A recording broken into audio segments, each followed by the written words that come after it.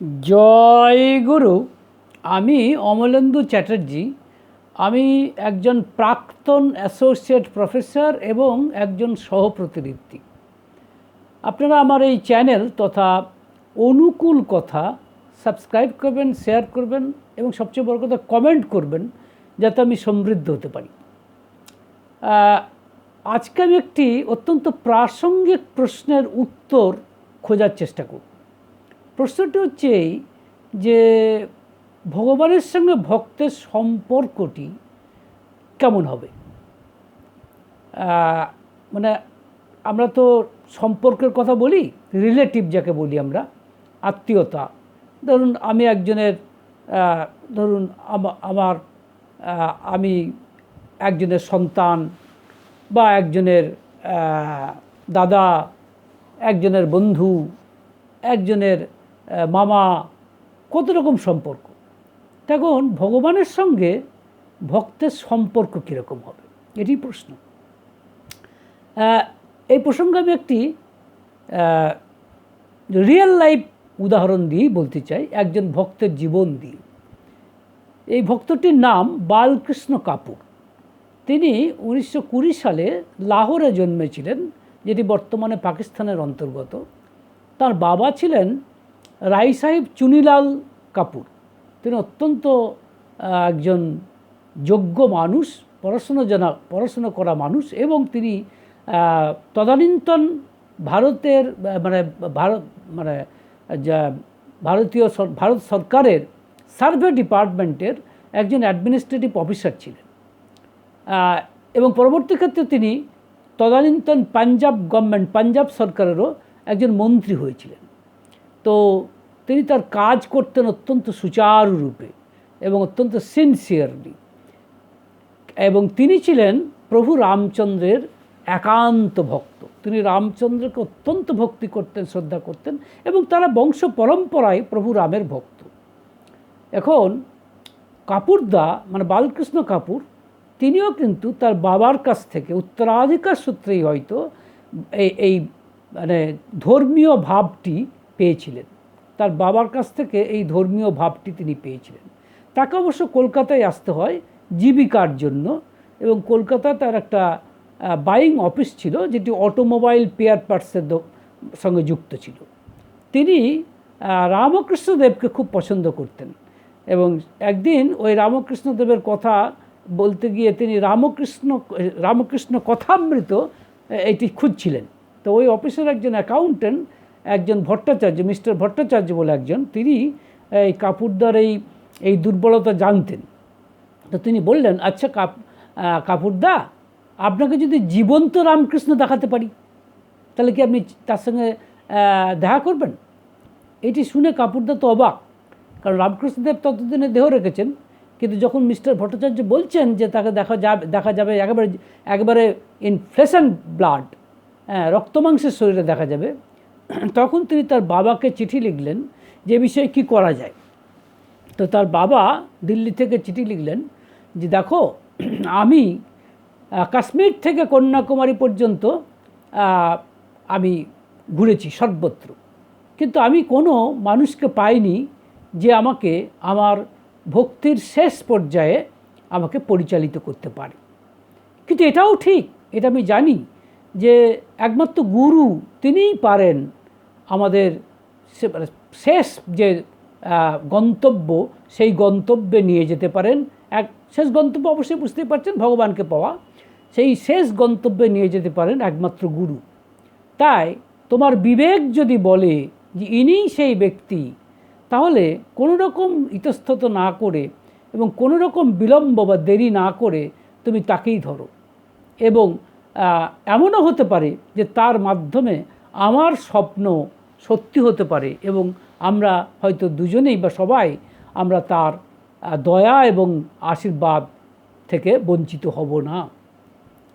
এবং এটি শুনে কাপুরদা পরবর্তী ক্ষেত্রে এই ভট্টাচার্যকে বললেন। ভট্টাচার্য তো তিনি কী করলেন যে বললেন, প্রথমে আপনি তার সৎ নামে দীক্ষা নেন, এবং তিনি কলকাতায় যতীন দাস নামক একজন সহপ্রতিনিধি, যিনি ছিলেন ইংল্যান্ড ফেরত ইঞ্জিনিয়ার, তার মাধ্যমে শ্রী শ্রী ঠাকুর অনুকূলচন্দ্রের সৎ নামে দীক্ষা নিলেন।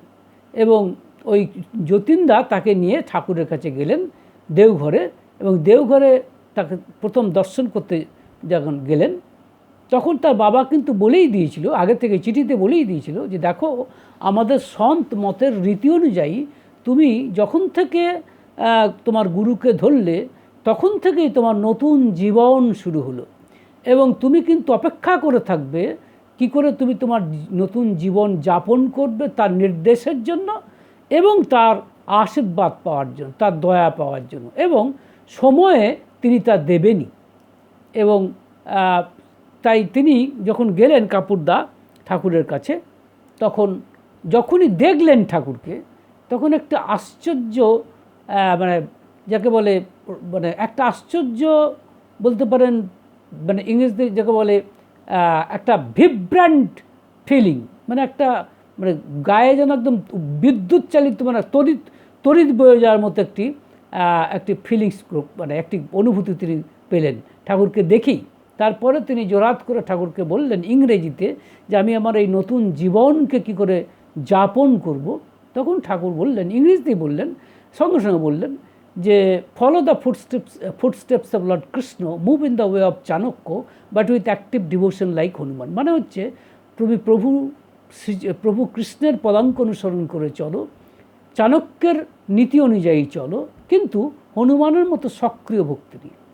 আমার বলতে কোনো দ্বিধা নেই, যেটুকু আমি বুঝেছি বালকৃষ্ণ কাপুরদার জীবনকে, কারণ তিনি যে বইটি লিখেছেন my experiences with a living God, মানে বাংলা করলে দাঁড়ায় যা একটি জীবন্ত ভগবানের কাছে আমার অভিজ্ঞতার ঝুড়ি, তাতে পরিষ্কার বোঝা যায় যে কাপুরদা কিন্তু ঠাকুরের প্রতি তার সত্যি সত্যি হনুমানের মতো সক্রিয় ভক্তি ছিল। তিনি কোনোদিন ঠাকুরকে মানে ঠাকুরের কথাগুলিকে তিনি মানে নিষ্প্রশ্নভাবে পালন করে গেছেন, কোনো দ্বিধাহীনভাবে, সংশয়হীনভাবে, নিষ্প্রশ্নভাবে, পরম আনন্দে, কোনো ওজর আপত্তি দিয়ে করে তিনি কিন্তু করেননি। এবং এটা বলা বাহুল্য, শ্রী ঠাকুর অনুকূলচন্দ্র যে একটিমাত্র বই লিখেছেন নিজ হাতে, যার নাম সত্যানুসরণ, সেখানে তিনি এই কথা বলছেন যে গুরুকে এরকমভাবেই অনুসরণ করতে হয়, তার নির্দেশকে মানতে হয়, কোনো রকম ওজর আপত্তি নিয়ে নয়, বরং পরম আনন্দে। এবং সেটি কিন্তু কাপুরদা করেছিলেন। তো যাই হোক, কাপুরদা বাবা একবার দিল্লি থেকে চিঠি লিখলেন যে দেখো, আমি আস্তে আস্তে বুড়ো হয়ে যাচ্ছি, বয়স হচ্ছে, আমার খুব ইচ্ছা জেগেছে যে তোমার রামজির সাথে আমি দেখা করি। কেন তোমার রামজি কথাটা বললেন? তার কারণ ইতিমধ্যে অনেক চিঠি চালাচালি হয়েছে এই কাপুরদার সাথে তার বাবার, যেখানে কাপুরদা পরিষ্কার জানিয়েছেন যে আমি শ্রী শ্রী ঠাকুর অনুকূলচন্দ্রের মধ্যে সেই প্রভু রামচন্দ্রকেই দেখেছি, বা রামচন্দ্রকেই ফিল করেছি বা অনুভব করেছি। এবং সেই হিসেবে ওই বলছেন আমাদের তার বাবা রায় সাহেব চুনিলাল কাপুর যে তোমার রামজিকে দর্শন করার আমার ভিতরের খুব ইচ্ছা হয়েছে, এবং আমার বয়স হয়ে গেছে, আমি এখন বুড়ো হয়ে গেছি, তো তুমি যদি আমাকে তাকে দর্শন করাও তাহলে হয়তো তাকে আমি প্রণাম করতে পারি এবং তার আশীর্বাদ এবং দয়া আমি হয়তো পেতে পারি, তাকে প্রণাম জানাবো। তো স্বাভাবিকভাবেই তার বাবার ইচ্ছা পূরণের জন্য কাপুরদা তার বাবাকে নিয়ে এবং তার বড় দিদিকে নিয়ে এসেছিলেন দেওঘরে। এবং দেওঘরে এসে শুনলেন যে ঠাকুর খুব অসুস্থ, ডাক্তার বলে দিয়েছে যে কোনো মানুষ তার সঙ্গে দেখা করতে পারবে না। স্বাভাবিকভাবেই বড়াল বাংলো যেখানে তিনি থাকতেন তার চারিদিকে, যেখানে তিনি দর্শন দিতেন বলা যায়, তার চারিদিকে একটা বাঁশের বেড়া করে দেওয়া হয়েছে, এবং মানুষজন সেই বাঁশের বেড়া থেকেই প্রণাম করে চলে যাচ্ছে ঠাকুরের কাছে। মানে ঠাকুর দর্শন করা সম্ভব হচ্ছে না এবং তার সঙ্গে কথা বলা সম্ভব হচ্ছে না।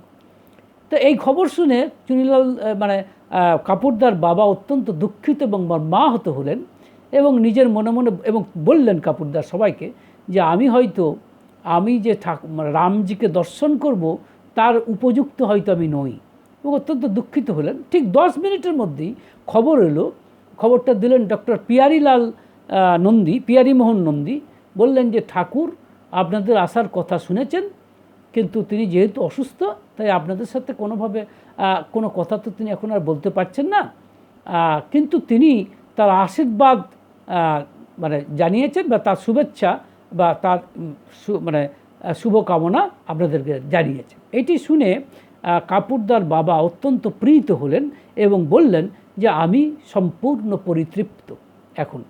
তো অবশ্য পিয়ারিদা বললেন, যদিও ঠাকুর আপনাদের সঙ্গে কথা বলতে পারছেন না যেহেতু তিনি অসুস্থ, কিন্তু আমাকে বলেছেন আপনারা যাতে ঠিক থাকতে পারেন বা আপনাদের খাওয়া দাওয়া ঠিক হয় সেই হিসেবে আমাকে নির্দেশ দিয়েছে।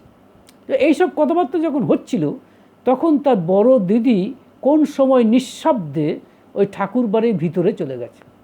আসলে ঠাকুরবাড়ির ভিতরে যাওয়াটা কাপুরদার পক্ষে মোটেই কঠিন ছিল না, কারণ কাপুরদার সাথে ঠাকুরবাড়ির যারা মানে সদস্য তাদের যথেষ্ট ঘনিষ্ঠতা ছিল। স্বাভাবিকভাবেই সেই কাপুরদার বড় দিদি সে তাদেরকে অর্থাৎ শেষে ঠাকুর অনুকূলচন্দ্রের বাড়ির সদস্যদেরকে এবং যারা সেবক ছিলেন তাদেরকে কাপুরদার বড় দিদি পরিচয় দেওয়াতে তারা বাধা দেয়নি। তাই একসময় এই বড় দিদি ঠাকুরের কাছে চলে এসেছিলেন। আসলে এই বড় দিদির একটি এজেন্ডা, নিজস্ব এজেন্ডা ছিল। সেটা হচ্ছে তার ছেলে অসুস্থ ছিল, কী রোগ হয়েছে ডাক্তারবাবুরা ধরতে পারছিলেন না। তো সেইটার জন্যই তিনি ঠাকুরের কাছে গিয়েছিলেন।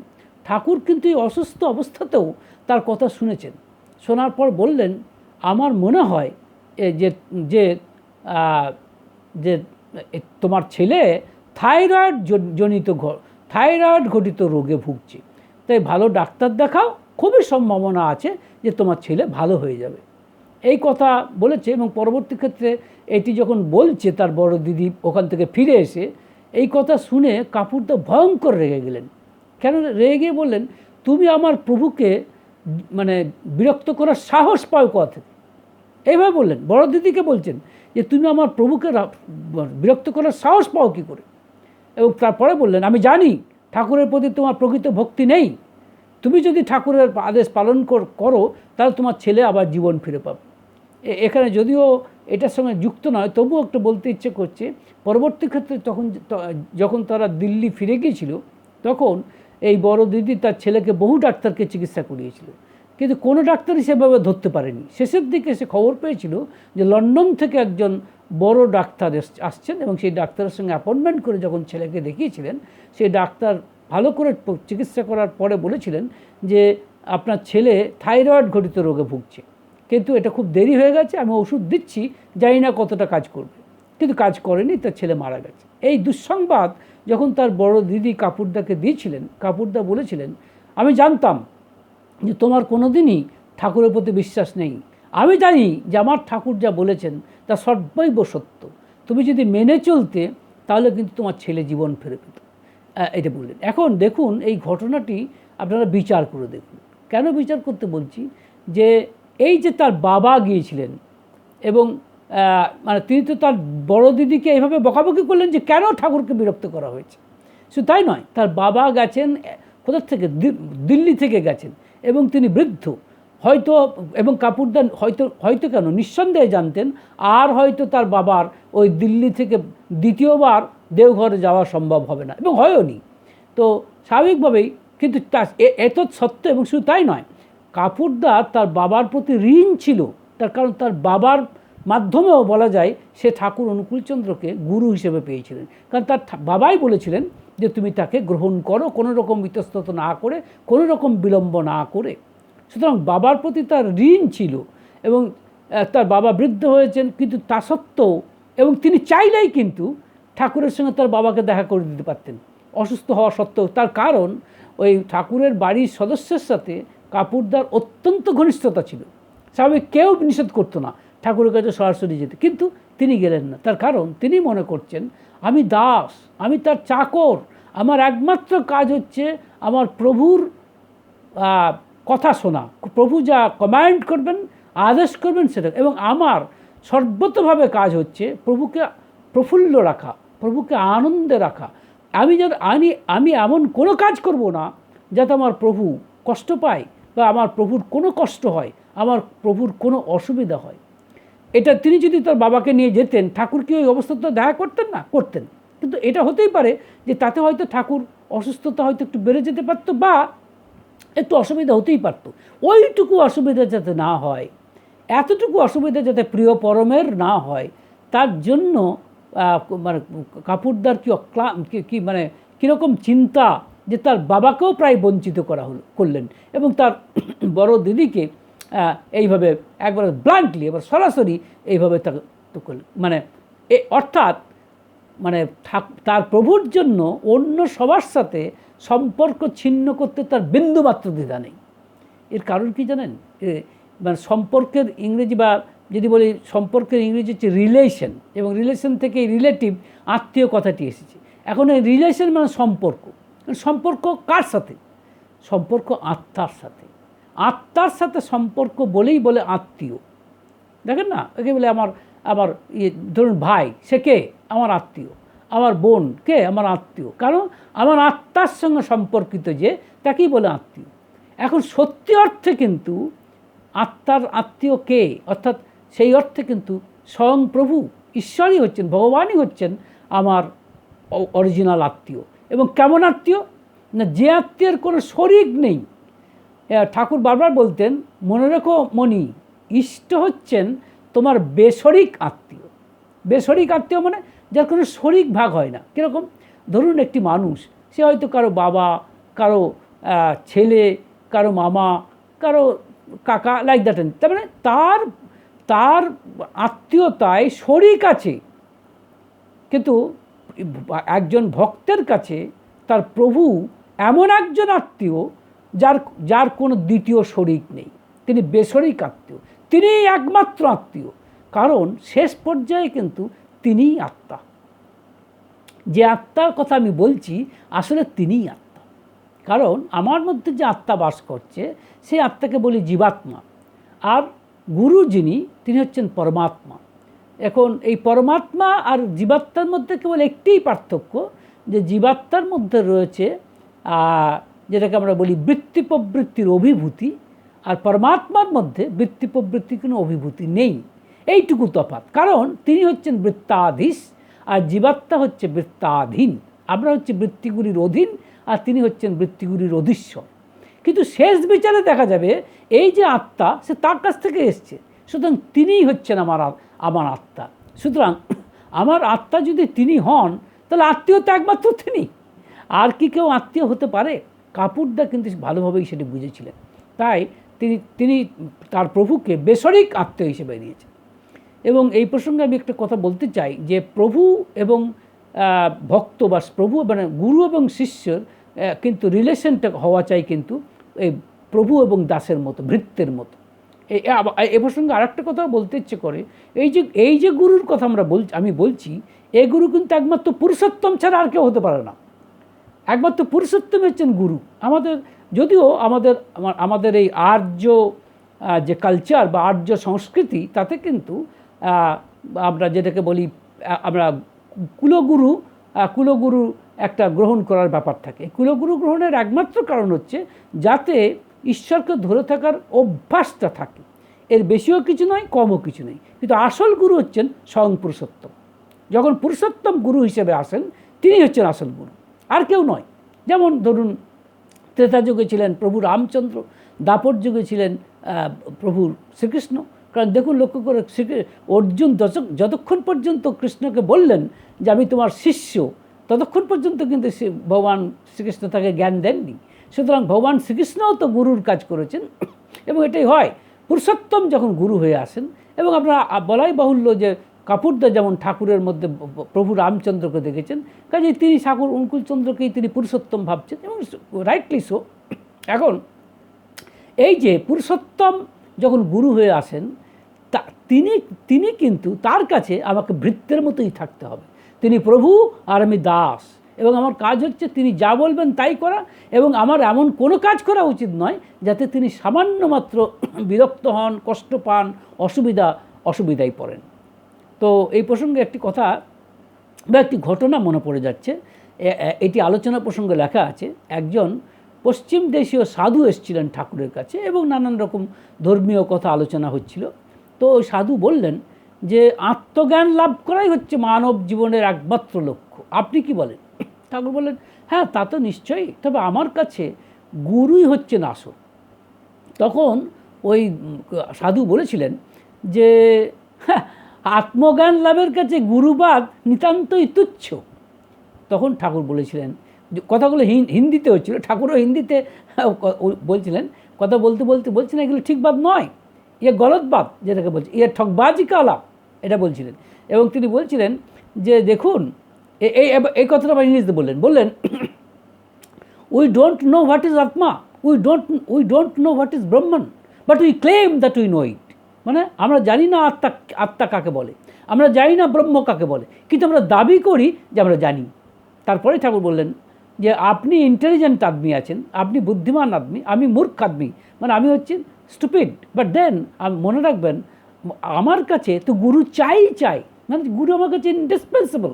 এবং তারপরে তিনি ইংরেজিতে বললেন I would like to be servant, আমি তার চাকর হতে চাই।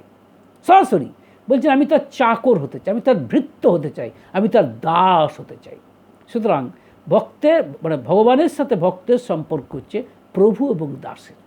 এবং এই যে ঠাকুর এই কথাটি বলছেন, এই প্রভু দাস, এটি কিন্তু ভক্তিযোগের আন্ডারে বলে। আর এই যে এই সাধুর কথা বলছিলাম, সাধু কিন্তু যে আত্মজ্ঞানের কথা বলছিলেন সেটা আসলে জ্ঞান যোগের কথা বলছেন, পাথ অফ নলেজ। আর ঠাকুর যে কথাটা বলছেন পাথ অফ ডিভোশন, ভক্তিযোগের কথা বলছেন। এখন ভক্তিযোগটা নিঃসন্দেহ সহজ, কারণ যেটা জ্ঞান যোগ সেখানে কি করা হয় না, এই সাধু যে কথা বলছেন, এই যদি বলি আত্মাটাই ভগবান, এই ধরনের কথাবার্তা বলি, কারণ আমি যদি বলি আমি ভগবান, মানে আমার মধ্যে যেহেতু আত্মা আছে যে আমি ভগবান, এই কথা বলা হয় জ্ঞান যোগে। এবার সোহম মানে আই অ্যাম দ্যাট, অহম মানে আই অ্যাম দ্যাট, আমি ব্রহ্ম, আমি ভগবান। আবার ব্রহ্মাস্মি, অহম ব্রহ্মাস্মি, আমি ব্রহ্ম, মানে আই অ্যাম দ্যাট ব্রহ্মন। এই ধরনের কথা বলা হয় জ্ঞান যোগে। কিন্তু মনে রাখবেন আত্মা বা ব্রহ্ম এগুলি হচ্ছে এক কথায় মানে যেগুলোকে বলি নিরাকার ভগবান। তাই জ্ঞান যোগে নিরাকার ভগবানের কথা বলা হচ্ছে। এখন নিরাকার ভগবানকে আমার পক্ষে, আমার মতো সাধারণ মানুষের পক্ষে এটাকে মানে ধারণা করা সহজ নয়। এটা ম্যাথামেটিক্যালি পসিবল হতে পারে, কিন্তু প্র্যাকটিক্যালি অলমোস্ট ইম্পসিবল। কাজেই আমার দরকার এমন একজন ভগবানকে যিনি সাকার ভগবান, যিনি নররূপে এসেছেন, মানুষ রূপে এসেছেন, এমন একজন ভগবান। তাহলে আমি বুঝতে পারবো, তার কারণ আমি নিজে সাকার, আমি তো আর নিরাকার নই। আমার একটা নাম আছে এবং আমার একটা আকার আছে। কাজেই নামহীন এবং আকারহীন ভগবানকে আমার ধারণা করা সম্ভব নয়। এবং এটা এই ঠাকুর অনুকূলচন্দ্রের এই কথাটি কিন্তু প্রভু শ্রীকৃষ্ণও বলছেন, একই কথা বলছেন। শ্রীমদ্ ভগবদ্ গীতা দ্বাদশ অধ্যায়ের 5ম শ্লোকে ভগবান শ্রীকৃষ্ণ বলছেন ক্লেশোধিকতরস্তেষাং অব্যক্তাসক্তচেতসাম অব্যক্তা হি গতির্দুঃখম দেহবৎ ভীর ব্যাপতে। মানে হচ্ছে যাদের মন ওই অব্যক্ত ঈশ্বরের সঙ্গে যুক্ত তাদের কষ্ট অনেক বেশি, কারণ এই অব্যক্ত ঈশ্বরকে মানে ঈশ্বরকে পাওয়াটা অত্যন্ত কঠিন, কারণ আমি নিজে সাকার যুক্ত, আমি নিজে সাকার। একই কথা বলছেন ভগবান শ্রীকৃষ্ণ, কারণ দ্বাদশ অধ্যায়টা হচ্ছে ভক্তিযোগ। আপনার শ্রীমদ্ ভগবদ্ গীতা দ্বাদশ অধ্যায় হচ্ছে ভক্তিযোগ। তো কাজেই আমার বলা যায় উপসংহার পর্বে এসে আমি এই কথাটাই বলতে চাই যে ঈশ্বরকে ধারণা করতে হয় মানুষরূপী প্রভু হিসাবে, আর ভক্ত হিসেবে আমাকে ভাবতে হবে আমি তার ভৃত্য, আমি তার চাকর, আমি তার দাস হতে চাই। মানে ঠাকুর যেটা বললেন I would like to be servant, আমি তার চাকর হতে চাই। এই যদি সম্পর্ক হয় তাহলে ঈশ্বরকে পাওয়াটা সহজতম হয়। এটা ভগবান শ্রীকৃষ্ণ গীতাতেও বলেছেন এবং শ্রী শ্রী ঠাকুর অনুকূলচন্দ্র আমাদের সহজ করে একেবারে সহজ সরল করে বুঝিয়েছে। এবং বালকৃষ্ণ কাপুরদা তার জীবনীতে আমরা এই কথাই দেখতে পাই। এবং তার জীবনে যদি আমি অন্যান্য অনেক ভিডিওতে তার জীবনীর কথা, তার অন্যান্য কথা বলেছি ঠাকুর সম্পর্কে, যেখানে স্পষ্টতর প্রমাণ হয় যে ঠাকুর অনুকূলচন্দ্র সময় অনুযায়ী বালকৃষ্ণ কাপুরকে যে আদেশ করেছেন, বালকৃষ্ণ কাপুরদা কিন্তু কোনো রকম ইতস্তত না করে, কোনো রকম প্রশ্ন না করে সেই কাজগুলি, সেই আদেশগুলি শিরোধার্য করে পালন করেছেন। এবং আমি মনে করি তার ভক্ত জীবনকে তিনি সার্থক করেছেন। ভালো থাকবেন। জয়।